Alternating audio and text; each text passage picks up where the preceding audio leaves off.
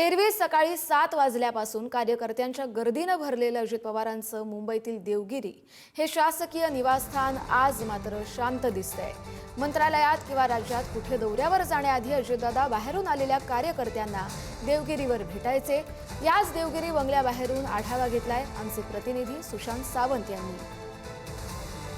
उपमुख्यमंत्री अजित पवार यांचं नुकतंच विमान दुर्घटनेमध्ये निधन झालं आणि त्यांच्यावर शासकीय इतमामात अंत्यसंस्कार काल करण्यात आले। आपण जर बघितलं असाल तर उपमुख्यमंत्री अजित पवार यांच्या शासकीय निवासस्थानाबाहेर अर्थात देवगिरी बाहेर मी आहे आणि ज्या ठिकाणी आता शांतता जी आहे ती पाहायला मिळते। गेली अनेक वर्ष राज्याचे उपमुख्यमंत्री असलेले अजित पवार याच देवगिरी निवासस्थानी वास्तव्याला होते।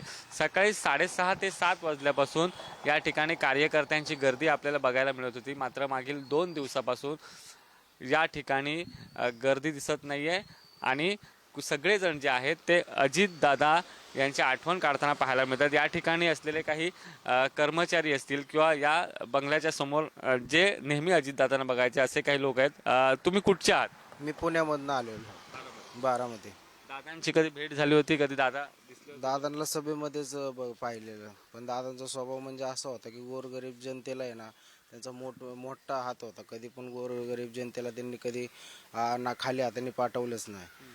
त्यांचा हेतू हाच होता की गोरगरीब जनतेसाठी काही ना काहीतरी कोणत्या ना कोणत्या गोष्टी ते सतत करत राहायचे। तू आता इथे राहतोस, ह्या निवासस्थानाच्या समोरच तू गेले अनेक वर्ष इथे राहतो। इथे गर्दी कशी असायची? इथं भरपूर गर्दी असायची, कंपल्सरी इथं येणे जाणे लोकांचे असायचे, पण आता साधारण आता इकडे कोणीच आलेलं नाहीये। आणि किती वाजल्यापासून गर्दी असायची? सकाळी तर 6 वाजल्यापासून पहिल्यापासून गर्दी असायची, पण आता सध्या तर इकडे काही कोण फिरकत नाही। लोकांची नाराजगी व्यक्त झालेली असते। राज्यातला एक अनुभवी नेता ज्याची एक महाराष्ट्राच्या राजकारणावर छाप होती तो आज आपल्यात नाही, याचं दुःख जे आहे, याची सल जी आहे ती प्रत्येकाच्या मनात आहे। कॅमेरा पर्सन कविता गिरीसह सुशांत सावंत, पुढारी न्यूज, मुंबई।